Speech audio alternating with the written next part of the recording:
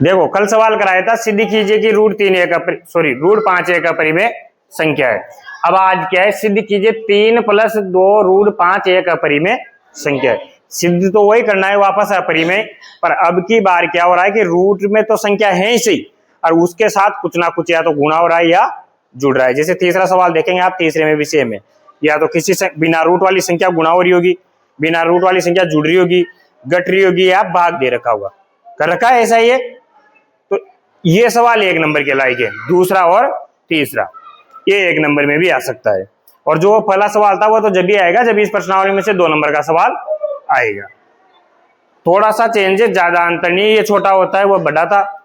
इसमें भी सेम पहली लाइन तो वही लिखनी है, क्या लिखनी है कि माना, क्या मानना है अपने को, माना 3 + 2 रूट 5 एक परिमेय संख्या है। उसमें भी ये लिखते थे ना। फिर ये परिमेय संख्या मानने के बाद अपने को इसको किस रूप में लिखना है, P/Q के रूप में। उसमें भी सेम तरीका सेम था दोनों का, बस इसमें दो एक्स्ट्रा, मतलब उसमें केवल वो तरीका जब लगेगा जब रूट वाली ही संख्या है, उसके साथ और कुछ भी नहीं होना चाहिए। और ये तरीका जब लगेगा जब रूट के साथ एक आध संख्या और आ जाए बिना रूट वाली। तो देखो सबसे पहले तो अपने को मानना है कि ये परिमेय संख्या है, फिर इसको किस रूप में लिखना है, P/Q के रूप में। तो ये P/Q के रूप में लिख दिया। फिर पीछे क्या लिखना है, परिमेय संख्या की परिभाषा क्या होती है, PQ क्या है, पूर्णांक, Q किसके बराबर नहीं है, 0 के, तथा PQ कैसे है, सहभाज्य, मतलब दोनों में किसी का भाग नहीं जा रहा। ठीक है। इसके बाद आपको क्या करना है, जो बिना रूट की संख्याएं हैं उनको दूसरी साइड पे भेज देना है। जो जिनके अंदर ऊपर वर्गमूल नहीं लगा हुआ है ना, उनको दूसरी साइड पे भेजना है, जिसमें सवाल हो गया। बस ये 2 लाइन का ही सवाल है इसमें। ठीक है। पहली लाइन में क्या करना है, माना ये परिमेय संख्या है, P/Q के रूप में लिखना है। फिर जो बिना रूट का या तो जुड़ रहा है या गुणा हो रहा है या भाग हो रहा है, उसको दूसरी साइड पे भेज दो। जैसे यहाँ देखो ये 3 जुड़ रहा था, तो बताओ उधर जाएगा तो किसका हो जाएगा, माइनस का। ये 2 किसका था, गुणा का। 2 रूट 5 लिखा हुआ है ना, 2 + रूट 5 थोड़ी लिखा हुआ है, तो ये किसका है, गुणा का। 2 गुणा हो रहा है किससे, रूट 5 से, तो उधर जाएगा तो किसका हो जाएगा, भाग का। ये 2Q और यहाँ भी 2 का भाग, भाई दोनों के नीचे जाएगा ना। बस ये सवाल खत्म नहीं है, इतना सा ये सवाल है। जब भी बिना रूट वाली संख्या आती है तो आपको कुछ नहीं करना, जो बिना रूट की संख्या है ना उनको दूसरी साइड पे भेजना है। फिर क्या लिखना है कि यहां दायां पक्ष, दाएं का मतलब होता है उल्टे हाथ की तरफ का, नहीं सॉरी, बाएं का मतलब होता है उल्टा हाथ की तरफ, दाएं का मतलब होता है सीधे हाथ की तरफ का। दाएं का मतलब क्या होता है, सीधा हाथ। तो सीधे हाथ की जो साइड है वो देखो, ये भाई ऐसे लिख रहा हूं तो ऐसे खड़ा होऊंगा, तो सीधे हाथ की साइड ये वाली है। अब यहाँ देखो P भी पूर्णांक है, आपने माना है ना P पूर्णांक है, Q भी कैसा है, पूर्णांक, और 2 भी कैसा है, पूर्णांक या प्राकृत संख्या। ये 3 भी कैसा है, प्राकृत संख्या। 2 भी कैसी है, प्राकृत संख्या। तो इन सब से जोड़ने घटाने पर कभी भी अपरिमेय संख्या नहीं आ सकती। क्यों नहीं आ सकती, क्योंकि अंडर रूट कैसे लगेगा यहाँ, ये तो सब बिना अंडर रूट की संख्या है ना। और जबकि एक ऐसी संख्या है अपरिमेय, ये तो अपरिमेय है ना, और ये कैसी है, परिमेय। तो परिमेय और अपरिमेय कभी बराबर हो ही नहीं सकती। और जबकि यहाँ बराबर बता रहा है कि ये दोनों कैसी है, तो अपन ने जो माना वो यही गलत हो गया कि ये दोनों कभी बराबर हो ही नहीं सकते, इसलिए हमारी मान्यता गलत है। तो ये कैसी संख्या है, अपरिमेय। तो यहाँ दायां पक्ष परिमेय है, वह बायां पक्ष अपरिमेय। अतः हमारी मान्यता गलत है। इसलिए जो संख्या दे रखी थी आपको 3 रूट 5 एक अपरिमेय संख्या है। देखो कैसे किया, अगर केवल संख्या रूट की आती है तो जो कल बताया था 2 बार करना पड़ता है उसमें। एक बार तो P में 5 का भाग देके बताना है, एक बार Q में भाग देके बताना है, फिर बोल देंगे कि इन दोनों में भाग जा रहा है इसलिए हमारी मान्यता गलत है, अतः ये अपरिमेय संख्या है। पर जब अगर मान लो रूट के साथ साथ ये एक संख्या और आ जाए, चाहे वो जोड़ में हो, गुणा में हो, भाग में हो, घटाव में हो, पर वो बिना रूट वाली होनी चाहिए दूसरी संख्या, ठीक है। अगर ये सी संख्या आ जाए तो आपको क्या करना है, सबसे पहले तो कहीं मानना है परिमेय संख्या है, फिर इसको p बटा q के रूप में लिखना है, फिर वो जो बिना रूट की संख्या है उनको दूसरी साइड भेजते जाओ। जैसे प्लस का 3 था उसको भेजा माइनस का हो गया, 2 गुणा का था तो नीचे जाके दोनों में भाग चल गया। फिर आपको क्या करना है, ये लाइन लिखनी है कि यहाँ दायां पक्ष परिमेय और बायां पक्ष अपरिमेय है, अतः हमारी मान्यता गलत है, इसलिए 3 + √2 एक परिमेय अपरिमेय संख्या है। ये क्यों गलत है, देखो ये इसलिए गलत है क्योंकि ये तो रूट का 5 है, कितना है ये, रूट का 5, और इधर रूट की एक भी संख्या नहीं है, इधर सारी संख्याएं पूर्णांक है, देखो p q ये सब गिनती के अंक है, तो इसको लेने पर कभी भी रूट का 5 आ ही नहीं सकता। आएगी तो कोई संख्या आएगी, 5 आ सकता है बोले, पर रूट का 5 नहीं आ सकता। कोई परिमेय संख्या आएगी, परिमेय तो वो होती है जो बिना रूट वाली होती है, और अपरिमेय होती है जो रूट वाली होती है। तो उधर तो रूट वाली है, इधर बिना रूट वाली है, इसलिए ये दोनों कभी बराबर हो ही नहीं सकती। परिमेय और अपरिमेय संख्या कभी बराबर नहीं होती, तो जो ये दोनों बराबर नहीं हो सकती, तो यहाँ ही गलत हो गया ना, अपन ने जो माना था वो, इसलिए यहाँ ये आंसर आ गया। उस सवाल में गलत करने के लिए 2 बार किया था, इसमें एक बार में आंसर आ रहा है, लिख लो, ठीक है।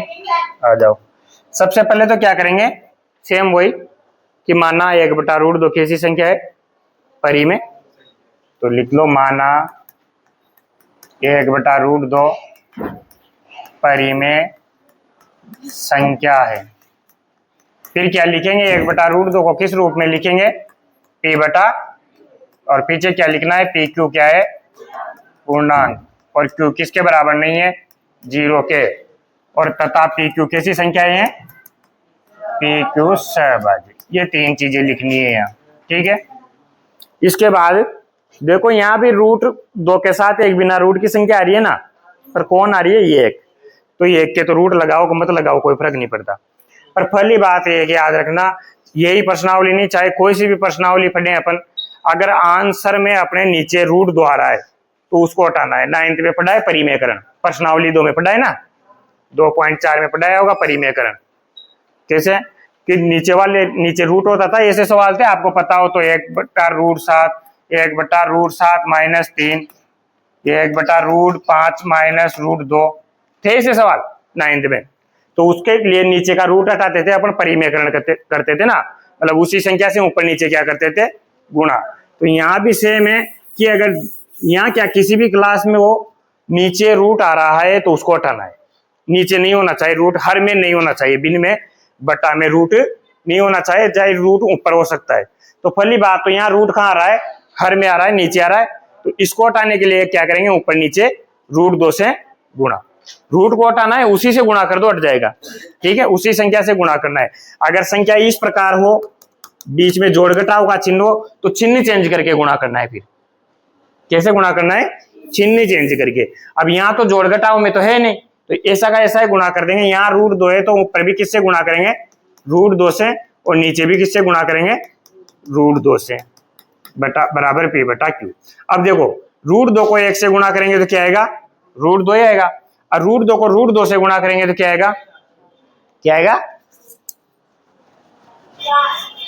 √4 आएगा। फिर इसमें से बाहर क्या निकल रहा है, 2, तो 2 ही बोल दो ना, फिर 4 बोलने की क्या जरूरत है। जब भी रूट वाली 2 संख्याएं गुणा होती है तो रूट हट जाता है, क्योंकि ये क्या हो गया, √2 का स्क्वायर, तो स्क्वायर क्या करता है, इसको अंडर रूट को हटा देता है और संख्या बाहर आ जाती है, ठीक है। हटता कैसे है कि रूट का मतलब होता है 1/2 घात, रूट का मतलब क्या होता है 1/2 घात, और आपने इसके लगा दिया स्क्वायर, तो ये 2 से 2 कट गया, तो क्या बचा, 2 की घात 1, और 2 की घात 1 क्या होता है, 2 ही तो होता है, ठीक है। तो जब भी अगर सेम टू सेम संख्या गुणा हो रही हो रूट में, तो क्या करना है आपको,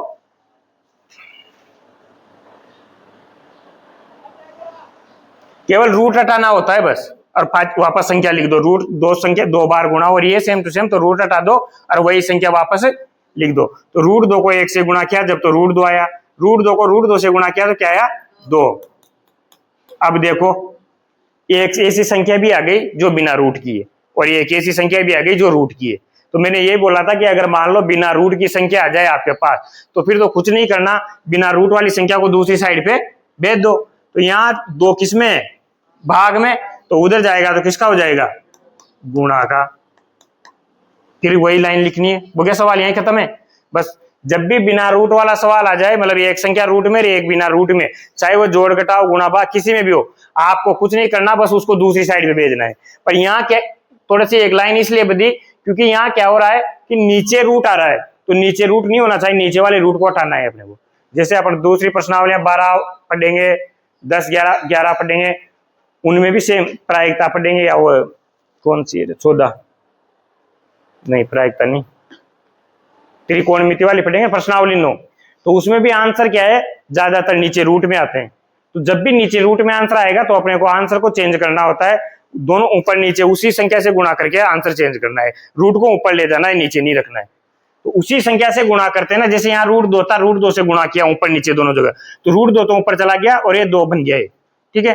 फिर जैसे अगर मान लो एक संख्या बिना रूट की है तो उसको दूसरी साइड भेज दो, आंसर आ जाता है। जैसे दूसरी साइड भेजोगे सवाल खत्म। लिखना क्या है कि यहां दायां पक्ष परिमेय है। भाई ये तो परिमेय, देखो पी पूर्णांक है, क्यू पूर्णांक है, 2 भी तो पूर्णांक है, ये तो सब परिमेय है। और ये इधर का क्या है, अपरिमेय, तो ये दोनों बराबर नहीं हो सकते। दायां पक्ष परिमेय है तथा बायां पक्ष अपरिमेय है। अब ये दोनों कभी भी बराबर नहीं हो सकते, एक परिमेय संख्या और अपरिमेय संख्या कभी भी बराबर नहीं होती। और ये इस समीकरण ये क्या बोल रहे कि ये दोनों बराबर हैं, तो ये संभव नहीं है। तो अपन यहां ये भी लिख सकते हैं, जो संभव नहीं है, अतः हमारी मान्यता गलत है। अब आपने माना क्या था कि माना 1/√2 परिमेय संख्या, ये गलत है, आपने जो माना हुआ ये गलत है। तो जो परिमेय नहीं होता वह क्या होता है, अपरिमेय। इसलिए 1/√2 अपरिमेय संख्या है। तीसरे का दूसरा सवाल है 7√5। क्या है, 7√5 को अपरिमेय बताना है। तो सबसे पहले तो आप वही क्या करोगे कि माना 7√5 कैसी संख्या है, परिमेय। तो सबसे पहली लाइन में तो वही लिख दिया, 7√5 कैसी संख्या है, परिमेय। फिर 7√5 को क्या मानना है, P/Q, और P/Q पूर्णांक है, Q 0 के बराबर नहीं है तथा PQ सहभाज्य है। फिर मैंने क्या बताया था कि जो भी रूट के साथ और संख्या रही है उसको क्या कर दो, दूसरी साइड पे भेज दो। तो यहाँ 7√5 के साथ क्या हो रहा था, अरे गुणा हो रहा है, क्या हो रहा है, गुणा हो रहा है ना। अरे भाई जोड़ घटाव का चिन्ह है, कोई चिन्ह है, गुणा ही है। फिर गुणा हो रहा है तो उधर किसका होगा, भाग का, मतलब नीचे चल जाएगा। और ये आपका सवाल हो गया। वही सेम कि यहाँ दायां पक्ष परिमेय है तथा बायां पक्ष अपरिमेय है, जो संभव नहीं है, अतः हमारी मान्यता गलत है। इसलिए 7√5 कैसी संख्या है, अपरिमेय।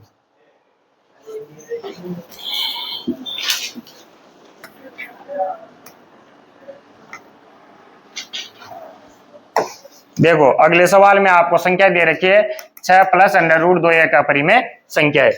सेम है, क्या लिखेंगे पहली लाइन में, मानना 6 + √2 कैसी संख्या है, परिमेय। तो 6 + √2 को आप किस रूप में लिख सकते हो, P/Q के रूप में। PQ पूर्णांक है, Q 0 के बराबर नहीं है, PQ सहभाज्य संख्या है। फिर अगली लाइन में मैंने क्या बताया था आपको कि जो भी उसके अलावा √ के अलावा जो संख्या बच रही है उसको दूसरी साइड पे भेज दो। तो बताओ यहाँ क्या था, √ के अलावा 6 है, पर 6 किस में है, प्लस में, तो उधर जाएगा तो किसका हो जाएगा, और आपका सवाल खत्म। बस वो बिना √ वाली संख्या उधर भेजनी है जिसमें सवाल हो जाता है। फिर उसके बाद तो ये लाइन याद करनी है कि दायां पक्ष परिमेय बायां पक्ष अपरिमेय, अतः ये संभव नहीं है, अतः हमारी मान्यता गलत है। इसलिए 6 + √2 ये एक अपरिमेय संख्या